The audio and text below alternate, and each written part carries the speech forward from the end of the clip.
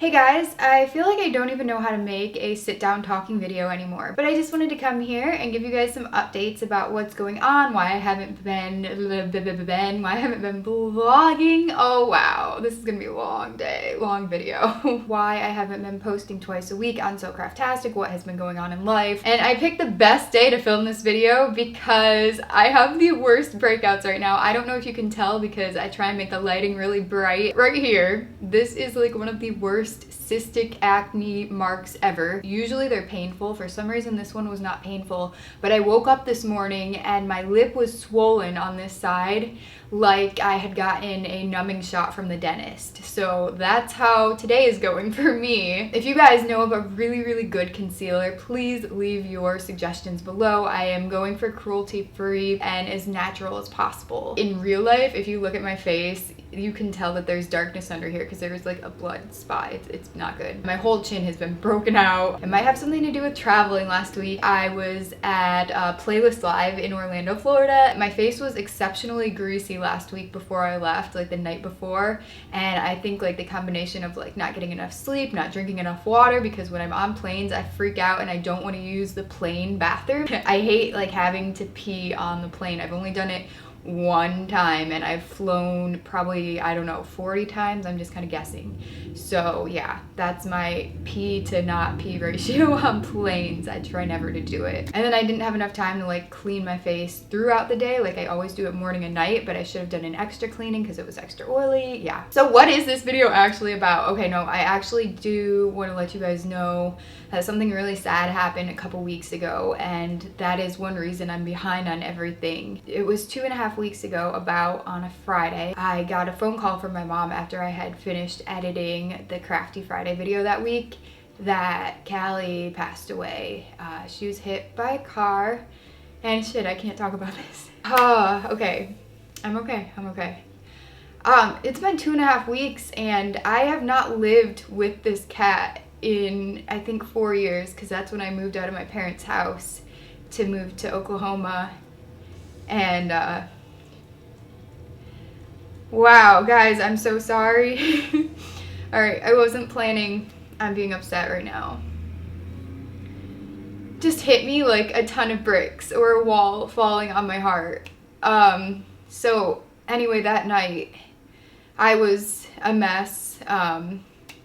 I bawled my eyes out for hours that entire weekend. My eyes were so puffy. I had planned to film and catch up on videos before Playlist, and I couldn't because my eyes had literally like swollen because I had cried so much.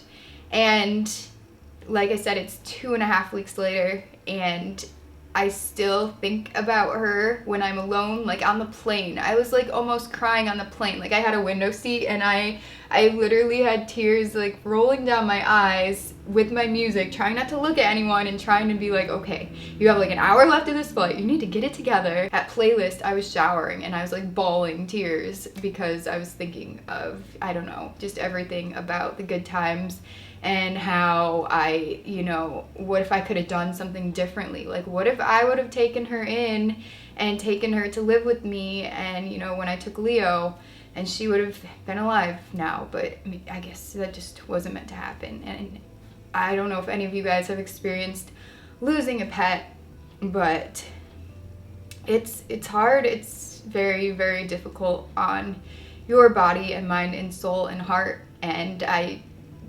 just want you guys to know that if you do ever go through it, don't give yourself a time limit on when you have to feel better, and don't let anyone think that you're stupid for feeling what you're feeling. And you know that a cat or a dog or a hamster even isn't worth being sad. Your feelings are valid and they're important and they matter, and you need to feel them in order to feel better. There's no specific time that I can tell you that the healing will take place or your grieving will be over. If there's any questions that you guys have, you can leave them in the comment section. I clearly am not even capable of speaking about this very in depth right now because I'm gonna bawl my eyes out, and I just did my makeup and I have filming to do at the park for a tie-dye video. Oh my gosh. But I just wanted to say this out loud. I already updated you guys on social media basically, but I felt that it was worth getting out on a channel and I'll probably put it on Leo's channel as well. Maybe I can compose myself together a little bit more within the next week and then post a video on there, or I'll just post like a nice sweet little photo collage or something of her. She left a large mark on my heart and soul. I used to hang out with her in my mom's yard every single day when I would film and take pictures and just hang out. Like, I would lay out on a towel on the grass in the middle of the yard or on even a lawn chair, and she would come and lay out with me, and she would just always be there. And I love Leo so much, my cat, who is Callie's son. I love him so much. I am very thankful to have him here with me every day and in my life. But every cat has a different personality, and I miss the way that Callie used to come and cuddle with me no matter what. Like, I'd be sitting in the yard, she'd jump on my shoulder and she would perch there like a bird. And I'm like, what are you doing? I'm like hunched over and she's on my shoulder. She would always find me no matter where I was in the yard. I mean, obviously, like, it's not a big yard, but she would come, put her paws on my leg and just lay there and look at me, and I would pet her, and if I stopped petting her, she'd give me like a little love nip. The only difference is I could never pick her up. I was always afraid to pick her up and cuddle her. Like, that wasn't her thing. I just like to think that I did the right thing, letting her live her life in her yard where she loved to be, where I found her, where we had all the good memories together, and where she helped me get through a lot of sad times in my life during college. I was just sad about a lot of random things because I'm a deeply feeling person. I get emotional over a lot of different things, and she just was always there to make me feel better. Leo is meowing in the background. I don't know if you heard that. So I feel like it wasn't my place to take her away from that. Even though I could have given her a home inside, I would have taken her away from my parents and the place that she loved the most. They would let her in the house when it was really cold, or just whenever she wanted to come in the house. She never wanted to stay. She always wanted to go back out. She loved being in the backyard. And I know that, you know, when you have an outdoor cat, there are so many more risks that come along with that in regards to their health and cars and animals attacking them. But she loved it, and I feel like she wanted to live there and be outside. And if I would have brought her here with Leo, then she wouldn't have been as happy. And she doesn't even like other cats. She hated other cats.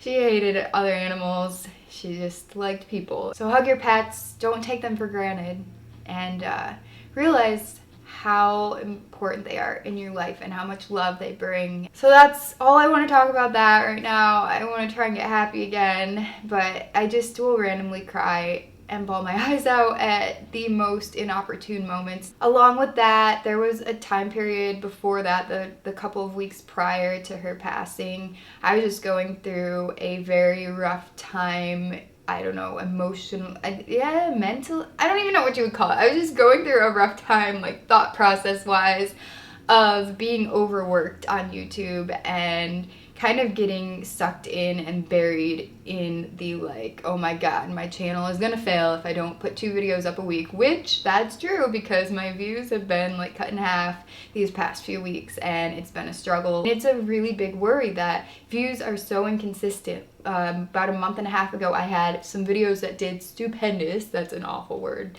Wow. But they did really, really well, over 500,000 views, and that's good. Like, if all my videos could at least get like over 200,000, I'd be okay. Like, I wouldn't have to sit and worry. I do that. I sit and I worry.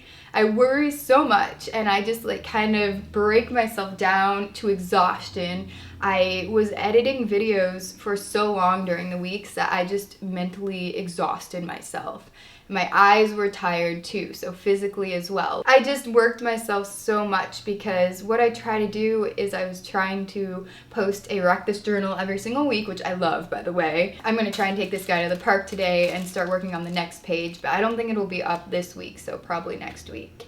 It's just been a lot because I would spend like 40 hours on this video as well as a DIY. So that's like an 80-hour work week, and I could be exaggerating, but even if it's a 60-hour work week, that's a lot of work. I'm sorry if I sound like I'm complaining. I'm just trying to tell you guys the reality of YouTube and any job really that is computer focused.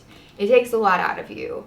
And even being social takes a lot out of me, so that's why I don't think I'm meant to be a daily vlogger. I don't even think I'm meant to be a weekly vlogger. I have not felt like there has been a void that I have to fill not speaking to the camera, like vlog-wise weekly. I still will vlog like every once in a while. I did a little at Playlist. I did a little when Craig and I would go skiing in the winter, like in February or whenever we went. I really don't know the direction that I want to take on YouTube. I'm obviously keeping my craft channel open and trying to make that thrive, but I don't know if I'd rather go back to my fashion channel. I've been reaching out to some photographers, some local photographers lately, and we're going to be doing some photo shoots in the area, and that makes me so happy because I'm a very shy person and I don't tend to step out of my comfort zone and try new things when it's just me. So living in the Cleveland area for the past year and a half-ish on my own with just my fiance and my cat,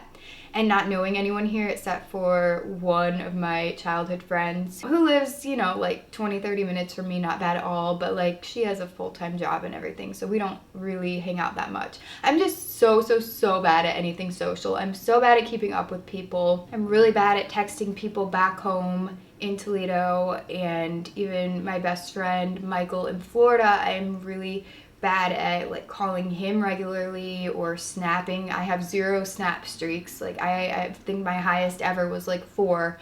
I'm not a very good social media person, which is very ironic or maybe unfortunate because I am a YouTuber and a YouTuber should be very social. Sometimes I like being on my own. Like I like being home by myself right now. Like Craig's at work and I just have Leo and me, and Leo naps a lot and he's a cat, so like he doesn't bother me except when he's like, I'm hungry or let's play. I like to have that alone time where I can sit down and draw, sit down and watch TV, sit down and play video games. I don't mind being alone a lot of times, but there's also times where it's really lonely and it gets kind of depressing at times. About 2 years I lived in Oklahoma with just my fiance, and at that time we were not engaged yet until almost when we moved away.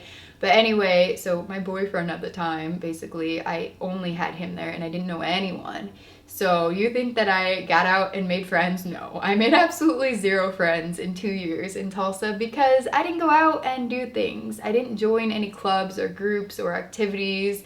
I did not like join a book club at the apartment complex or anything. And even here in Cleveland, I live in Beechwood, I don't do any of those things. There's yoga at my apartment complex, there's a book club, there's like different potlucks and gatherings and whatever. I don't go to any of it because I don't know how to feel comfortable in social situations making friends. If I'm with a group of people or even like just one close friend, then I feel so much better about everything, and I feel like I'm able to be myself and not worry about someone judging me and thinking like, oh, that girl is so weird, because I have someone there to back me up. You guys may not know how shy I am or how not confident I am in just a I'm alone situation. So if no one talks to me, I'm probably not going to talk to you because I don't know what to say. I never know how to start a conversation. I don't know how to read like, do you actually want me to talk to you? Like, you have a big group of friends here. You have a clique. I have me. I've always felt like that, though, in my life, I think. I've always felt like an outsider.